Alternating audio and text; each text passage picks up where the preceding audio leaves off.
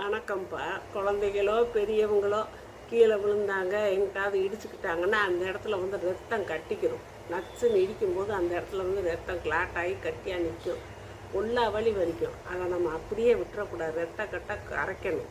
அது எப்படி கரைக்கணும்னு இதுக்கு 2-3 வழி இருக்குது. இப்போ ஒரு வழியை நான் உங்களுக்கு சொல்லித்தரேன். புளி எல்லார் வீட்லேயும் புளி இருக்கும்ப்பா.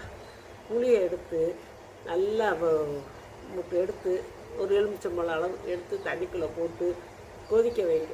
கொதிக்க வச்சு அதை ஆற வச்சுட்டு திருப்பி அதை நல்லா கரைச்சி வச்சுக்கிட்டு அதில் கல்லுப்பு ஒரு ஸ்பூனை போடுங்க.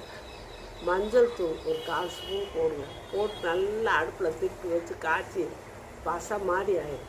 அதை எடுத்து நீங்கள் அதை தடவிட்டு வந்தீங்கன்னா உங்களுக்கு எளிமையான முறையில் உங்களுக்கு அந்த ரத்தக்கட்டு ஒரு 2-3 நாளில் வச்சு போயிடும், சரியாக போயிடும்.